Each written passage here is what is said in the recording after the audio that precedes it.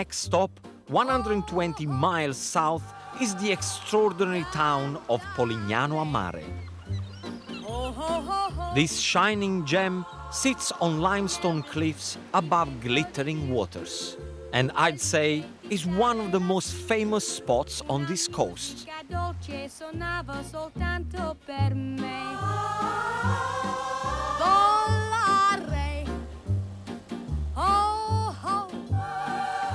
Now, this place 20 years ago was almost derelict. Now, it's one of the most beautiful towns on the Adriatic coast. Once a poor agricultural region, tourism has changed its fortunes. Now, its enchanting narrow streets, rustic charm and incredible views draw over 85,000 visitors each year. What is incredible about this town is that it's actually been built on the caves, and I've never seen that before. Polignano a Mare means to be at sea, and this town literally looks like it's floating almost 30 meters above the sea caves.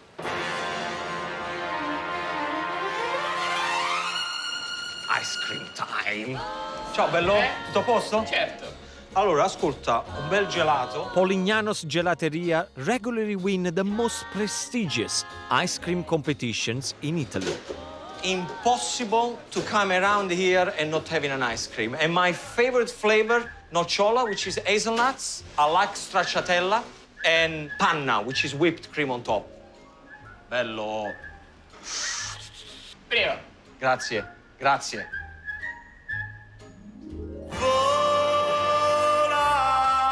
This town is also celebrated as the birthplace of the father of Italian singers. If you come to Polignano, you're gonna have to meet my friend, Domenico Modugno. In 1958, he wrote and sang what is perhaps Italy's most famous song, Volare. But it's not a singer, caves or ice cream that brings the really big crowds here. This is the oldest house in town. Doesn't really look anything special from the outside, but apparently something special going on inside. Antonio? Ciao Gino. Buongiorno. Come Posso? stai? Vieni, accomodati, accomodati. Vieni Gino, vieni. Qui stiamo entrando nella parte... Antonio grew up here with his parents and grandparents. So this house is over 1,000 years old. It used to be a tower, so in the old days they can look out for pirates or anyone who wants to invade the town. But I've seen Roman defense towers before, and it's not the age of this house that makes it so special. Wow! Huh? Che vista! Now this is a view! Polignano's unique position so far above the sea has made the town a magnet for cliff divers. Adrenaline junkies jump from the balconies and cliff tops into the waters below, including Antonio's father and his friend, Volare composer Domenico Modugno. Antonio was saying that his dad and Domenico Modugno, they used to come here when they used to be young boys and jump from the cliffs. And he believes the inspiration of writing Volare, Volare in English means flying, it comes from the fact that they used to see these crazy people flying from the cliff straight into the sea. And that's how the song came about. There you go. And 3 years ago, this little house became host to the biggest cliff diving competition in the world. Each September, huge crowds gather to watch elite divers compete for the world title, leaping from platforms 27 meters high, built from Antonio's balconies. And to get to the platforms, the divers actually walk through Antonio's home.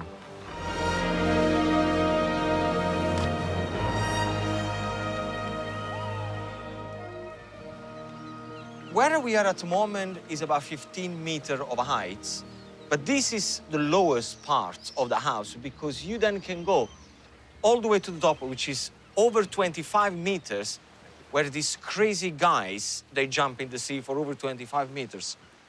I mean, I wouldn't do that. I would definitely not do that. I'm definitely not ready for that height, but maybe I could give the lower 11-meter cliff a go, on the other side of the cove. I'm gonna take the opportunity to say thank you to everybody. Hopefully, I'm going to see you very soon. If not, it's been a pleasure.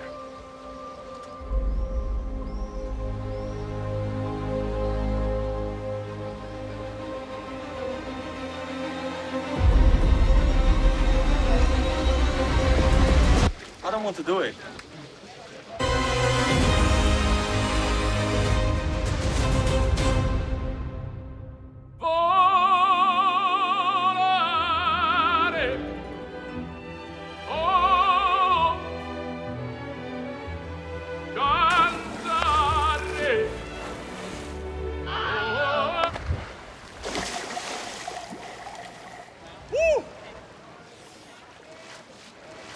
Fantastic! Now I worked up an appetite, I'm going to create my version of stracotto, a local one-pot lamb stew. But not just the average lamb stew. My lamb stew has got celery, it's got black olives, orange zest, honey, fresh thymes, caramelized onion, red wine. It's got everything to make this the best stew ever. Now, the first thing we're gonna have to look after is the onions. Slowly caramelize finely sliced red onion. Now, once they start to caramelize like this, which they look amazing and it smells divine, let's talk about the lamb. You can use leg of lamb, you can use neck of lamb. You cannot use fillet of lamb or any part of the lamb that is too tender. Size, look, big chunks, straight away inside with the onions. So you probably want to do this one for a good 5 minutes before you start to add any other ingredients. So, as the lamb is cooking, celery. I love when I buy celery with the leaves. Often people, they throw away the leaves. I'm gonna use this at the end just to give an extra kick. Big chunks, okay? So, like that. Celery goes in. Then I'm gonna start to use thyme and bay leaf. Now, let me tell you something about bay leaf. This is a quite tough herb. What you want to do is this, look, in your hands, and bruise it. So you want it to really squish it. And the smell and the flavor is all gonna be released in there. So bay leaves goes in, thyme, just shake it, like that. Then orange zest. The flavor of the orange with the lamb, it just works beautifully. Let's start with the zest first. Don't throw away the orange because we're gonna use the juice of the orange as well later on. Make sure that, see all this zest in the back of your grater, just straight in there. Now, olives. Please make sure that they're pitted because someone will break their teeth. Now, once everything is in, honey.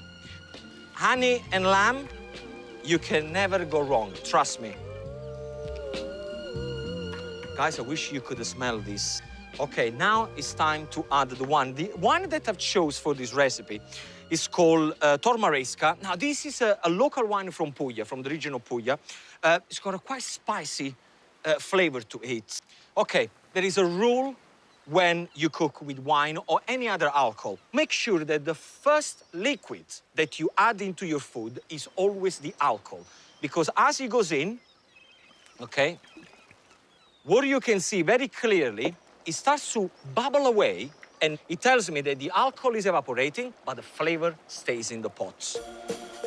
Next, add tinned tomatoes, squeeze in the orange juice, stir, cover, and simmer for half an hour. Funny thing is that people around Polignano, they tend to eat more meat than fish, which is quite strange, being on the Adriatic coast. But because of the rockery cliff, in the old days, it was very difficult for fishing boats to come to the coast. So they kind of tending to have more meat than fish. Still looking good. Okay. Now, remember it takes an hour and a half to cook my lamb stew.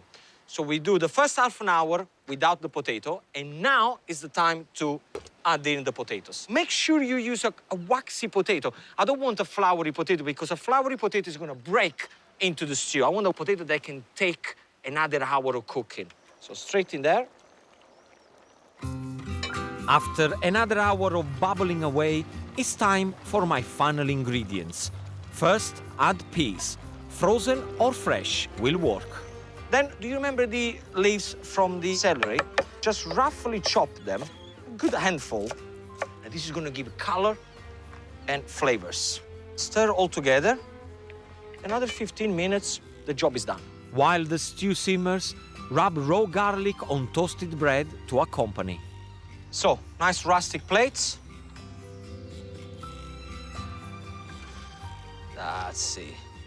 Look at that. Little garlic bread. Everything you need in life, right here, in one bowl.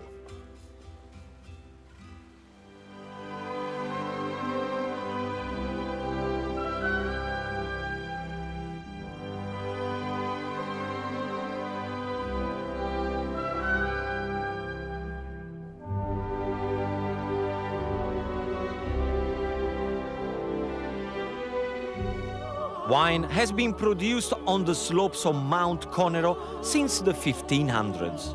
I'm heading to the oldest and I'm told the best vineyard in the region.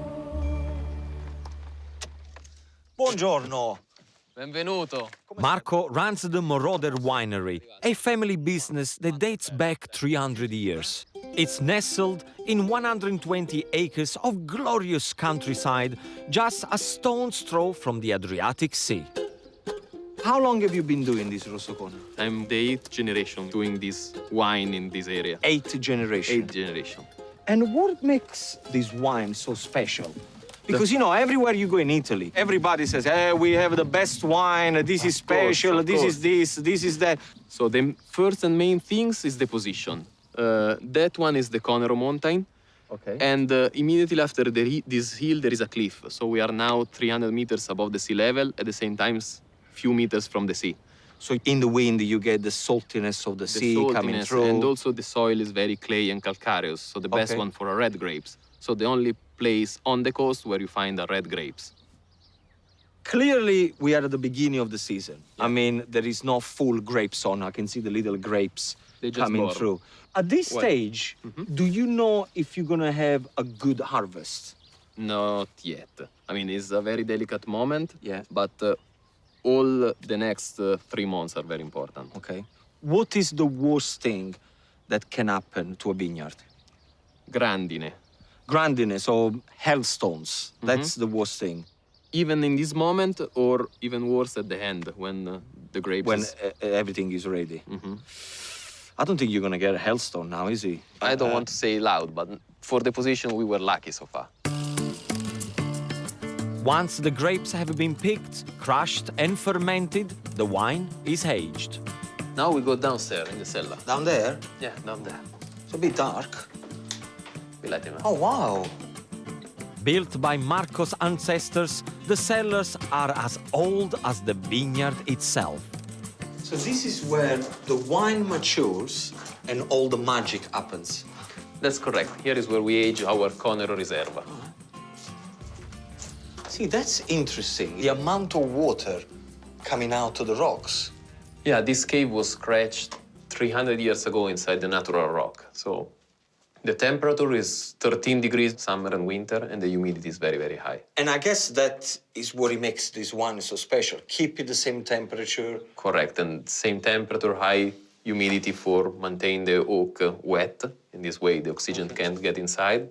How long you leave it for in the barrel? Up to 3 years. 3 years. Yeah, this is the reserve. Very nice. Beautiful there.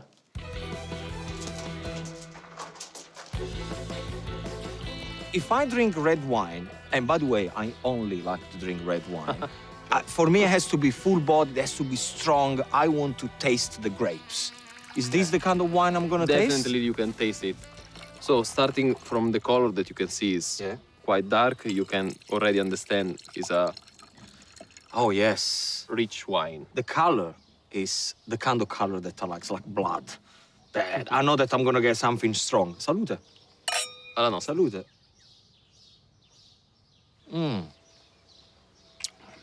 Okay. Quite dry, which I love. It is. This is beautiful. This is the kind of wine I would drink 100%. And you know what, as well? I wish you the best of luck. This is giving me Thank you. an amazing idea for a recipe. I'm thinking I'm just going to finish off the bottle of wine by myself. I'm thinking chocolate. I'm thinking fresh fruits. I'm thinking I'm gonna be here all day. Really? I'm gonna be here all day. This is a city I've always wanted to visit, Lecce. Famous for its Baroque style. Now, if Puglia was a movie, Lecce would definitely be the star. Welcome to the Florence of the South. Lecce is southern Italy's center of arts and culture, renowned for its architecture, paper-mâché statues, and folk dancing. So, who better to show me the sights than local dancer Cristina? Cristina, we are in the middle of Lecce. I've never been in Lecce. Why people should come here? Because Lecce is beautiful. She's a surprise for every tourist that will come here. The characteristic is a Baroque style. Okay. Which is all this architecture, I guess, behind Yeah. us.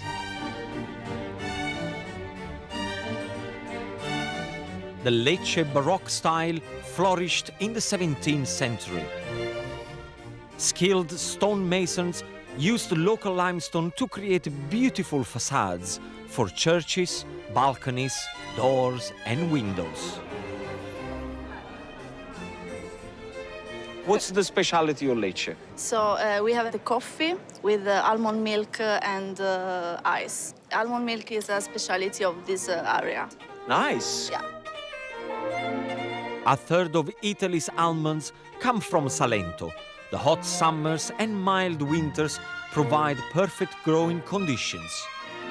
Ah, grazie. Prego. So this is the famous coffee with? Almond milk and ice, but you need Before. to share before to drink. Shake it. Yeah. To stir it.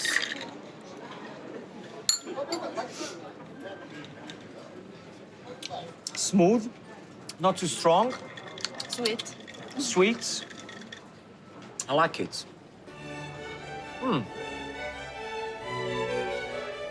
Fueled by the coffee, we press on to see Lecce's most famous craft. This is one of the most artisanal place for papier-mâché in Lecce. Hello, buongiorno. Buongiorno. Buongiorno. This ancient craft came from the Baroque movement, and Claudio is a cartapesta master. So the art of paper-mâché here in Lecce, it goes back to 1600. And the reason why they started this, in the old days, some of the churches, because they could not afford things like marble, and because they were very heavy, they tell them to recreate huge statue in water and paper. They are very light. Which I think is a very clever thing, because you would never believe in a million years that it's just water, paper, and a bit of paint. Look at that. Incredible. Today, along with religious statues, there is a demand for small figurines of the region's traditions. So one statue like this will fetch up to 70 to 80 euro, and it takes about 4 to 5 hours to make it. Ne possiamo fare una di mia? È possibile. See, tell them I'm going to stay For here 4 just hours? for 4 hours. With Cristina as my guide, there is one thing I have to try before I leave: the Pizzica, a local folk dance. It's 1, 2, 1, 2. The man is like this, Yeah. me like this, and we need to go in a circle. So do I follow you in the Yeah. circle? All right. The scarf is a symbol of femininity, Okay. so you want the scarf, but I never give you. No, I see. no, not like this. All right, let's try again. 1, 2, Yeah,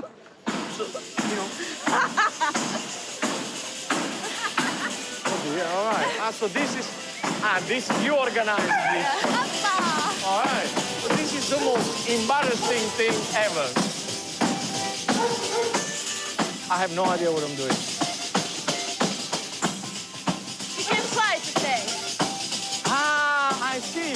This is a courtship dance which only ends when the red scarf is given to the suitor, who steals the dancer's heart.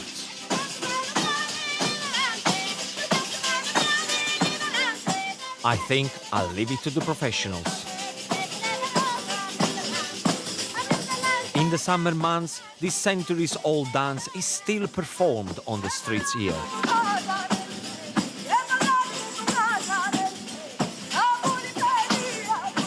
And for me, the passion of the Pizzica sums up the spirit of this vibrant city.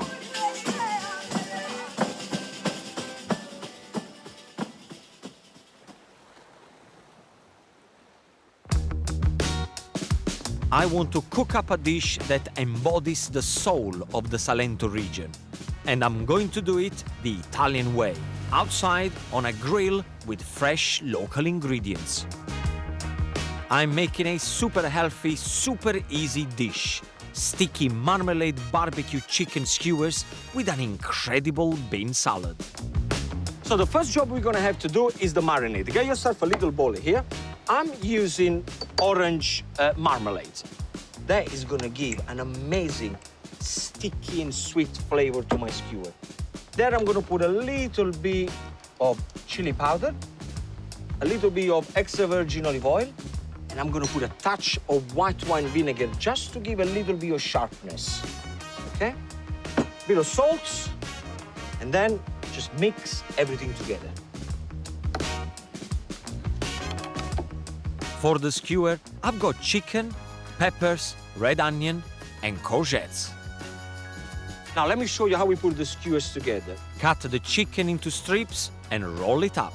And the reason why I do that is because all the marinade is going to go right in the middle of the chicken and it cooks really, really fast. And then what I like to do right at the end, if you take the cavity of the onion or the pepper, whatever you want, you just put it on top and you make like a little cup like that, so you completely seal your skewer. Now, the only thing that you have to do, get the marinades and just brush it all over. This is not one of those marinades where it has to sit in the marinade for 20 minutes, half an hour. You can just apply on top of the skewer and cook it straight away because it's very sticky. You can experiment with different jams. You could use apricot jam if you want to do a pork skewer, or you can use cherry jam with a little bit of lamb. You can do pretty much whatever you want. One thing that you need to make sure is that your barbecue is really hot. And this is hot. Oh, yes. By the time that the skewers cook, let me show you what I do with my bean salad. First of all, let me show you the beans I'm using. Zucchini beans, chickpeas, cannellini bean, and then I'm using butter beans. Then I got a little bit of fresh mint. And you want this fresh because when you do dishes like this one, they're healthy, they're fresh, they're colorful. Roughly slice the mint and it goes straight in. Then I'm gonna put a little bit of salt. Keep an eye on the skewer, of course. Oh, look at that. These are absolutely perfect. When you turn them, put extra marinade on top because otherwise the top part that is cooking gets dry quite quickly. And also put a little bit of salt. Now, back to the bean salad, extra virgin olive oil. Then I got some thinly sliced red onion. I got celery. I'm also gonna add some fresh fennel. I love fennel because it gives you that beautiful aniseed flavor of freshness into any salad. Touch of white wine vinegar. And then the only thing that you have to do, get your hands in there and gently toss everything together. Now look at the color. This is super healthy, super colorful, and super tasty. And that's it, all done. Simple, tasty, delicious. sticky marmalade barbecue chicken skewers and beans. What would you want more from life? Look at that. I got everything I need. Salute.